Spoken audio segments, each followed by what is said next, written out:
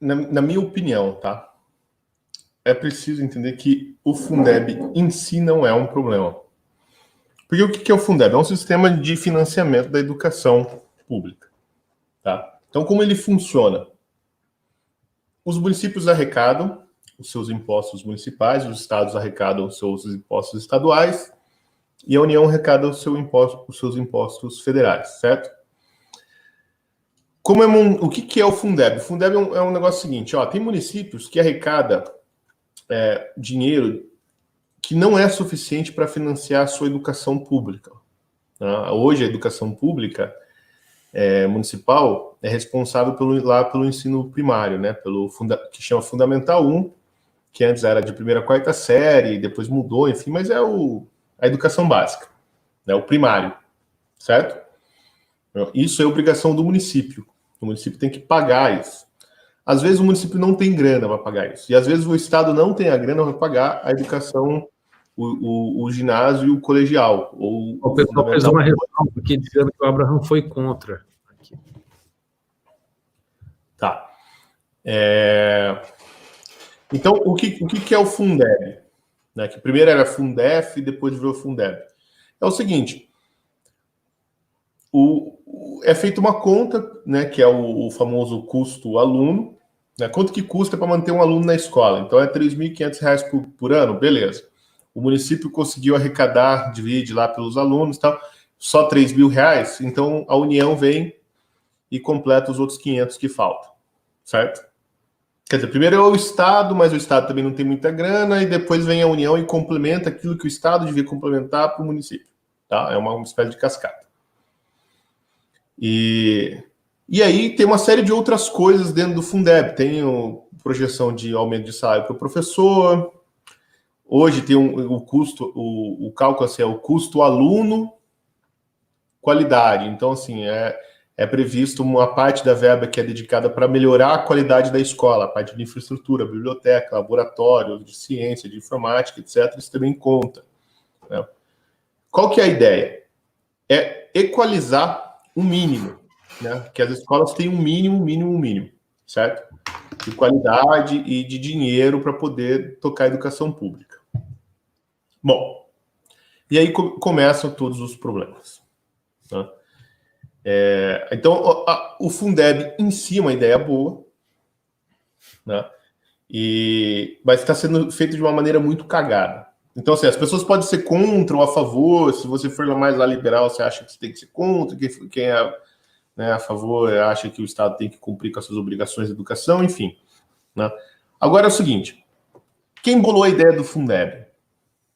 Né? Foi um sujeito chamado Anísio Teixeira nos anos 50. E por que ele fez isso? Vou dar um resumo aqui, porque vocês ficam de saco cheio de eu falando, né?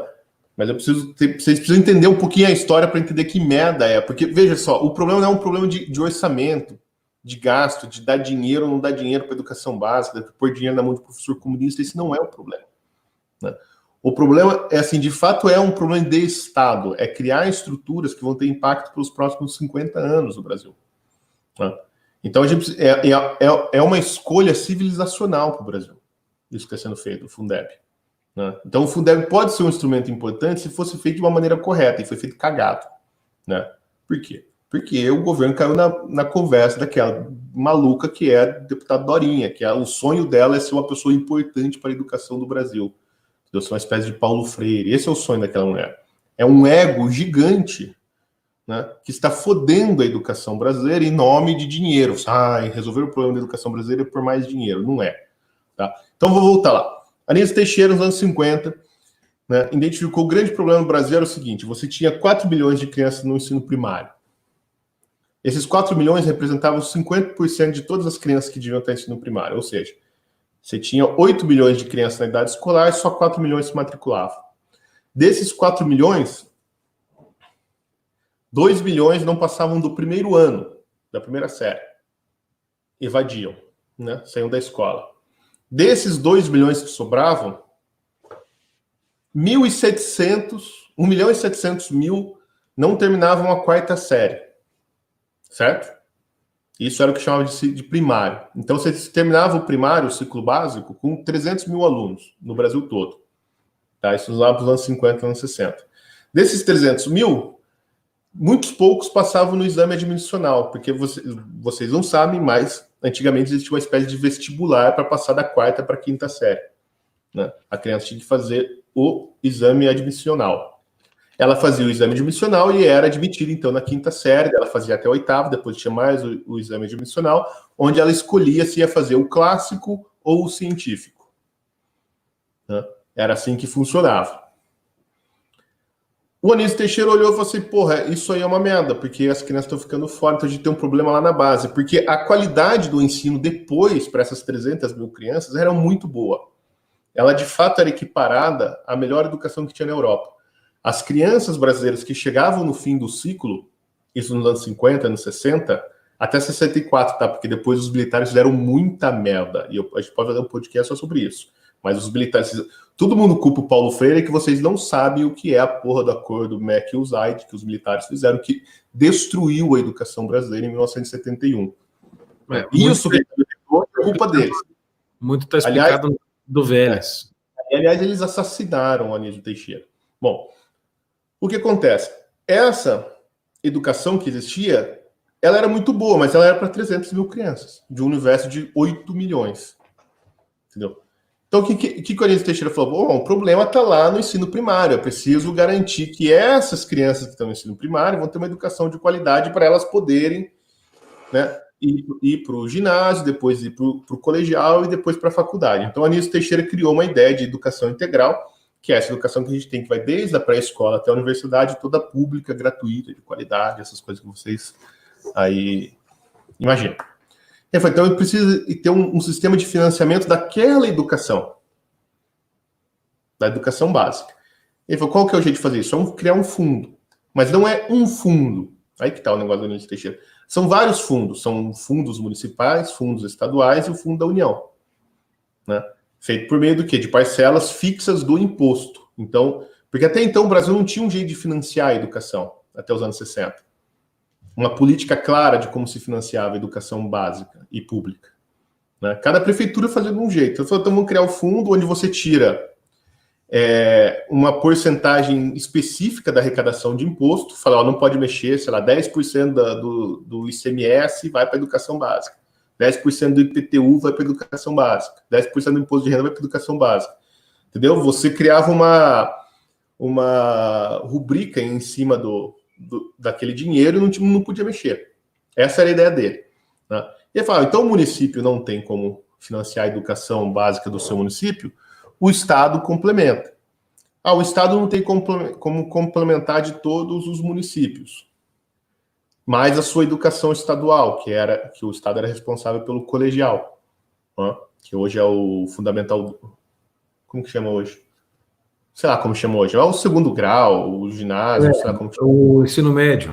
Ensino médio. Né? Então, a União vem e complementa. Então, você tinha um fundo nacional, que seria o Fundef. Aí, o Fundo Nacional mandava dinheiro para os outros fundos estaduais, e os outros fundos estaduais mandavam dinheiro para os fundos municipais. Todos eles eram geridos por civis, não eram por políticos, nem por funcionários públicos, eram por pessoas escolhidas pela comunidade, votadas nas escolas. Essa era a ideia do Anísio Teixeira. E qual que era a lógica dele? Descentralização do orçamento e descentralização das políticas públicas, das políticas pedagógicas. Porque a ideia dele era muito simples. Você, porra, é mais fácil o pai cobrar do prefeito que está ali do que criar um movimento organizado, uma fundação lema, um movimento político, isso aqui, para ir para Brasília cobrar do político lá em Brasília. Entendeu? A educação controlada dentro do município ela é muito mais acessível às associações de pais e ao pessoal que está em torno da comunidade escolar do que como é feito hoje. Hoje, se você quer alguma coisa assim que mude na educação, você tem que ter uma estrutura enorme, mandar lobista para Brasília, ficar lá enchendo o saco dos deputados, etc., para ver se talvez alguma coisa aconteça. Né?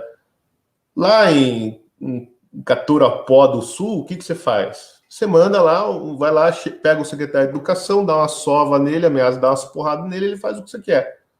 E está resolvido. Né? Junta 4, 5 malucos, vai lá, joga ovo na casa do prefeito, o negócio está resolvido. É assim que se resolve.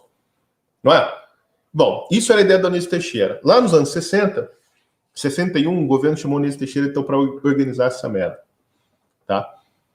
E o Anísio Teixeira começou a organizar essa merda, ele já tinha feito na Bahia, estava funcionando, e aí veio o golpe militar, e aí, bom, o resto é história, né? O Anísio Teixeira foi expulso, foi cassado, ele era professor da Universidade de Brasília, arrancaram ele de lá, e aí ele morreu misteriosamente depois de ter sido preso pelo governo Médici, né? Mataram ele e depois jogaram o corpo dele num fosso de elevador, né? Sem nenhuma marca de queda, enfim, né? Uma história bizarra, vocês procurem na internet, vocês vão achar. E até recentemente o Luiz Viana, filho, né, deu uma declaração dizendo que, de fato, um dia antes de aparecer o cadáver dele morto, ele tinha sido preso pelas forças da repressão do regime militar. Anísio Teixeira nunca foi comunista, tá? Ele era um liberal clássico e defendia a descentralização da educação. Bom, em 1971, os militares fizeram aquela merda daquele pacto com os Estados Unidos, que era para fornecer mão de obra para fábricas americanas que viriam se instalar no Brasil, e toda a educação foi destruída. O clássico e o científico acabaram, houve a educação técnica compulsória para todo mundo, então o cara chegava no segundo grau, ele era obrigado a fazer um curso de corte e costura, de torneiro mecânico, essas merdas todas. Aliás, isso impulsionou o movimento sindical da ABC, que criou essa merda que é o Lula e o PT, foi justamente essa criação do ensino técnico compulsório.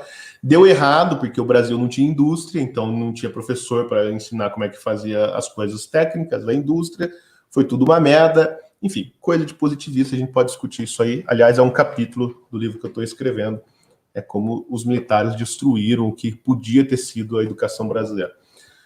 A República foi toda uma merda. Quando chegou em 1996, no governo Fernando Henrique, o senhor Paulo Renato, isso está descrito no livro dele que chama A Revolução Gerenciada, né? Resolveu resgatar a ideia do Anísio Teixeira. Qual que era o problema? Primeiro, lá na época do Anísio Teixeira, o problema era a educação básica. Só que o problema da educação básica já tinha passado para toda a educação brasileira. A gente já tinha universitário merda, né? Fazendo merda. Aquela qualidade que existia antes já tinha caído, já estava tudo fodido. Segundo problema, o dinheiro saía da União e ia para os municípios. Na ideia do Anísio Teixeira. Qual que foi a ideia do Fernando Henrique, do Paulo Renato? Foi justamente o contrário. Os municípios pegam o seu dinheiro e mandam para Brasília. Isso cai numa conta do Banco do Brasil. O Banco do Brasil faz uma conta maluca para calcular o custo aluno. Depois calcula quantos alunos estão de fato matriculados na escola em cada município, vê quanto cada município precisa e complementam a verba. Então, sei lá, se tem uma cidade muito rica, tipo São Paulo, mandou dinheiro a mais, ele vai receber menos, entendeu? E a cidade que arrecadou muito pouco vai receber mais. Mas tudo bem, tem a ideia de diminuir a disparidade, de arrecadação, etc. Então, a coisa foi aceita por todo mundo, e do meu ponto de vista até razoável, tá? Então, mas assim, todo o dinheiro saía dos municípios e dos estados, que é de uma conta, a União via quanto que precisava para bancar cada aluno na escola brasileira, quanto que faltava, complementava. Daí esse dinheiro, esse bolo, saía de novo dessa conta do Banco do Brasil e era distribuído para os municípios por meio de um critério, o custo aluno. Quanto que gasta para manter um aluno numa escola, né, por ano, tá? Quanto é esse custo, Silvio? Hoje eu acho, mudou agora na lei, mas eu acho que é R$3.300, R$3.500 e subiu um pouco, né, com esse projeto novo. E aí vai aumentando agora até 2026, eu acho, né? Com o novo Fundeb. Vai ter isso que o governo estava negociando, esse aumento, né, até dar 22%, né? Da parte da União, né? Então vai, porque prevê agora tem muitas variáveis na conta, né? Então prevê o piso salarial, não é só mais o aluno da educação fundamental, então tem o Enseja, né, que é educação de jovens e adultos, tem educação para deficientes, tem ensino técnico, tem uma sacanagem lá que é a possibilidade do da prefeitura pegar esse dinheiro e dar para a rede privada para comprar bolsas para os alunos, né? Que é o lobby lá da turma dos liberais, né? Então tem um monte de merdinha lá dentro, mas assim, esse valor subiu, tá? E vai subindo gradativamente aí nos próximos anos, né? Do custo aluno. E hoje eles chamam custo aluno qualidade, que é a qualidade da escola. Então também entra uma grana para melhorar a infra, né? Da biblioteca, merenda, laboratório, tudo que vocês puderem imaginar, que seria assim para dar uma escola mais ou menos igual para todo mundo. Bom, esse negócio que o Paulo Renato criou chamava Fundef, com F no final, não era Fundeb, né? Em 96, se eu não me engano, né? O que aconteceu? Ele funcionava ali mais ou menos, né? E o Paulo Renato conseguiu um prodígio, que foi o seguinte: ele baixou a evasão escolar, né, porque você tinha mais ou menos 88% das crianças em idade escolar matriculadas nas escolas. Então você tinha ali, vamos arredondar, 20% de evasão escolar. Você tinha 20% das crianças do Brasil que não estavam nas escolas. E o Paulo Renato diminuiu isso para 3%, tá? Em 8 anos do governo do Fernando Henrique, porque o Paulo Renato ficou todo o governo do PSDB no ministério. Porra, se você for pensar em termos de política pública, é uma puta de uma coisa. O cara era foda. E aí, quando você lê o livro do Paulo Renato, você vê assim que o cara sabia pensar a política pública. Qual é o problema disso? Então ele colocou todas as crianças na escola. Como? Só você pensar, meu filho. O prefeito, ele recebe pelo custo aluno, ou seja, ele recebe pelo número de alunos que ele tem matriculado. Porque a ideia do Anísio Teixeira era pelo número de alunos em idade, número de crianças em idade escolar, não matriculadas. O Paulo Renato muda, porque ele quer criar um incentivo para que os prefeitos forcem a matrícula, forcem a criança a ficar na escola, né? Então, assim, o prefeito fala, porra, eu tenho 100 crianças em idade escolar no meu município, só que só 80 estão matriculados, né? Então eu vou ganhar o quê? Só 80% do dinheiro que estava destinado para mim. Eu posso ganhar os 100%. Eu vou ganhar R$80, eu podia ganhar 100. Né? Então o que os prefeitos começam a fazer? Forçar o aluno a entrar na escola. Criam campanhas, enfim, vão fazer, cada um tem a sua liberdade lá para fazer. Só que, cara, assim, é legal isso, né? Só que assim, teoria dos jogos, né? Você cria o incentivo, ao mesmo tempo você cria o incentivo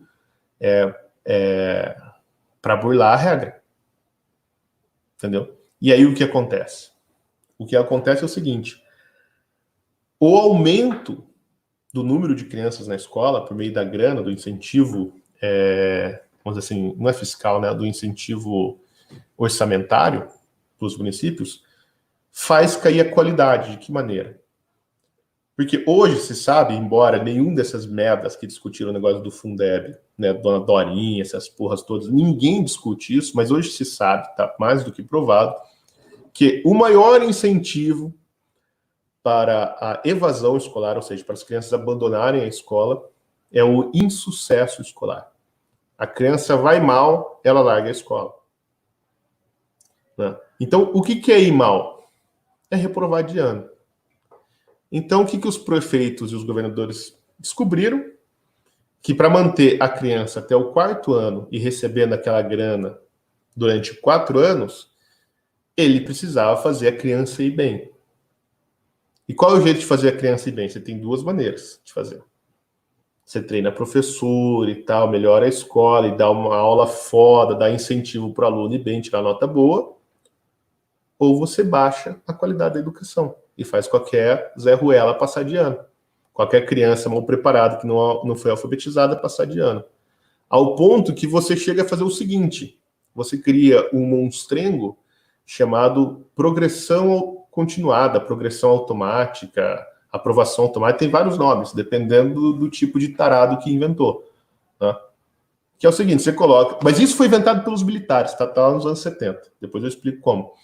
Mas você coloca a criança no 1º ano e garante que ela vai chegar no 4º ano automaticamente. Você tem 4 anos, que curiosamente correspondem ao período de um mandato, de grana no bolso do prefeito, garantido, ou do governador. Né? E aí o que você tem que fazer para essa criança não sair da escola? Você tem que passar, porque se ela não passar de ano, ela vai ficar mais um ano na primeira série. Se ela não passar de novo, ela vai ficar desmotivada. E o pai vai arrancar a criança da escola e falar assim, porra, esse moleque não presta para nada mesmo, vou pôr ele pelo menos para trabalhar. Né? E assim você, de fato, diminuiu a evasão escolar, só que a qualidade caiu lá embaixo. Né? Os militares já tinham feito isso quando eles acabaram com o exame admissional. Eles garantiram que quem entrava na primeira série chegava à oitava sem saber merda nenhuma. Né? Os militares inventaram isso no Brasil. Mas não era tão esculachado quanto na época do PSDB. Os tucanos fizeram isso, só que era para o ensino básico, né, para o primário.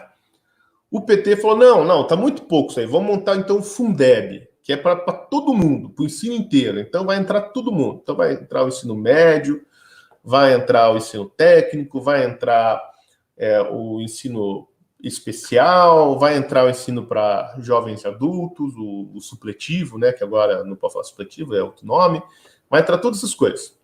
E aí criaram o Fundeb, que é uma criação do PT, 2006, se não me engano, o Fundeb. Né? Acho que começou em 2006, nem lembro que foi aprovado. E aí o Fundeb já tinha essa discussão se ele ia ser permanente ou não. Tá?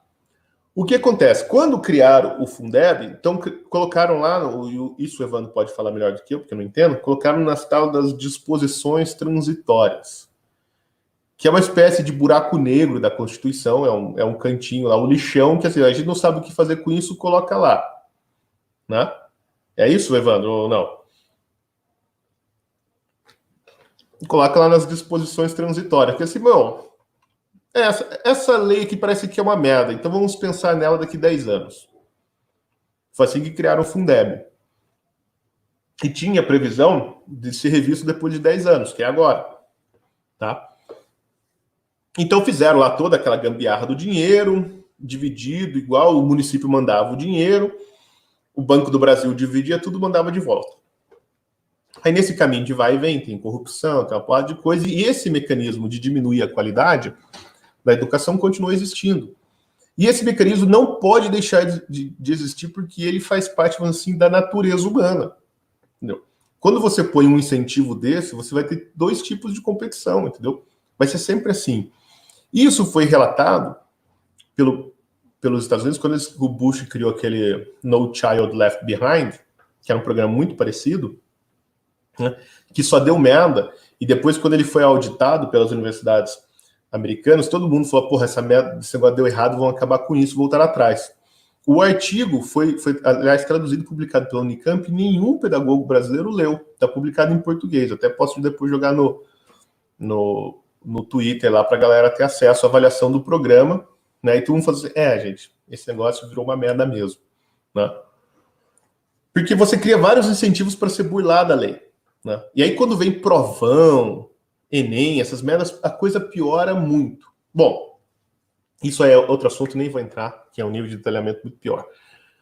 E aí, o que aconteceu? O Fundeb chegou no fim e agora precisa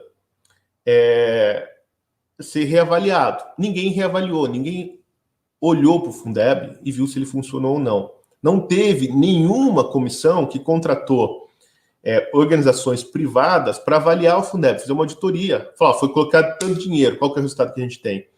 E todos os estudos independentes que tem, quando você olha a curva de investimento e a curva de desempenho, elas são inversamente proporcionais. Então, o dinheiro vai crescendo, e o desempenho dos alunos vai caindo. Tá? E todo mundo olha para esse dado e ignora, e fala assim, não, gente, então vamos fazer o seguinte, vamos pôr mais dinheiro. E a galera põe mais dinheiro, e as pessoas esquecem assim, que o dinheiro não faz mágica. Bom, qual que é o problema, então, hoje do Fundeb como ele está? Primeiro, ele perpetua esse mecanismo de aumentar a base da educação, diminuindo a qualidade. Né? Porque ele incentiva os professores, né? Os professores não, os gestores educacionais, porque os professores são pressionados por esses burocratas. E se tem algum professor aqui ouvindo, sabe do que eu estou falando, todo professor é pressionado pelo núcleo de educação quando ele dá nota baixa, dá nota vermelha para o aluno, vem a merda da diretora do núcleo encher teu saco, não é, dona Maria? Que é assim que funciona? Todo mundo sabe que é assim que funciona. Vem aquele viadinho do núcleo encher o seu saco porque você está reprovando muito aluno, né? Por quê? Por que ele faz isso? Porque se você reprovar muito aluno, vai ter menos dinheiro. Aí vão diminuir a aposentadoria desse puto. É só por isso e mais nada, tá? Então o que acontece? O Fundeb continua isso, o atual Fundeb. Aí o pior, ele torna o Fundeb... Somos obrigados a dar nota aí, a professora falou. Exatamente, são obrigados a dar nota. Entendeu? Agora, isso é um outro problema da direita, que depois a gente pode discutir depois, que é essa mania imbecil da direita de conservadores de tratar os professores da rede pública como inimigos. Né? E esses caras são vítimas de um sistema desgraçado, né? Que tu fala assim, o professor é comunista, pipipipopopó. Vocês são tudo retardado, cara. O professor é tudo evangélico. Quem entrar numa escola vai ver que o professor, pelo menos de primário, é tudo evangélico. Né? São todos os nossos aliados que são desprezados pelos conservadores, ninguém olha para essa galera. Bom, mas isso não é um assunto. O assunto é o seguinte, qual é o problema agora, atual, depois que eu contei toda essa história? Como que vai funcionar o Fundeb? É o seguinte, ele vai virar permanente. O que quer dizer permanente? Ele é uma merda de uma coisa da Constituição. Aquela Constituição que já é um trambolho, vai ter mais um trambolho lá dentro, um monstrengo chamado Fundeb. Tá? Então, tudo bem, daí ele tem lá as porcentagens, aumentaram, beleza, isso aí, tu não fala, porra, mas agora é dinheiro para educação garantido sempre, ninguém pode meter a mão, fala, porra, isso aí é legal.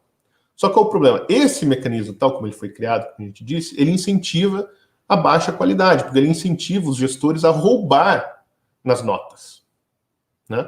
Para manter o aluno artificialmente dentro da escola passando de ano. Para ter dinheiro. Coisa, esse mecanismo não foi corrigido no Fundeb, tá?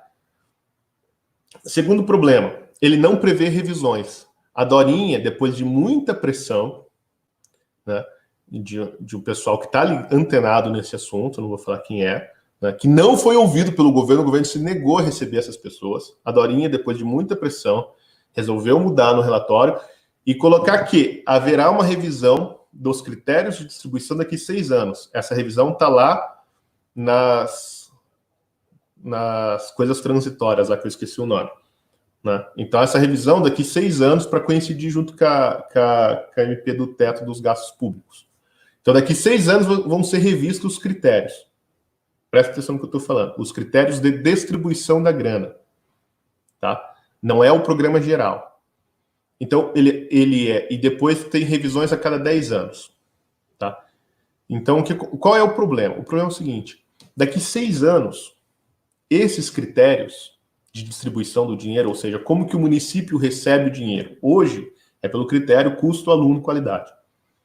Daqui 6 anos, que era o que eles queriam hoje, mas não tem clima, esses critérios serão mudados para critérios pedagógicos. E o dinheiro será distribuído para os municípios mediante a adesão dos municípios a programas pedagógicos e desempenho dos alunos. E aí todo mundo pode falar, porra, mas isso não é bom? A gente só vai dar dinheiro para a escola que for bem, para o aluno que for bem. É, meu filho, for bem segundo qual critério? Segundo a avaliação de quem? A avaliação do Enem, que quer saber se o aluno sabe falar pajubá ou não. Vocês estão entendendo o problema? Esse é o problema, que a Dorinha enfiou naquela merda. O seguinte critério, está lá no artigo 9 do substituto do projeto, né? Que daqui a 6 anos os critérios de distribuição do dinheiro serão reavaliados.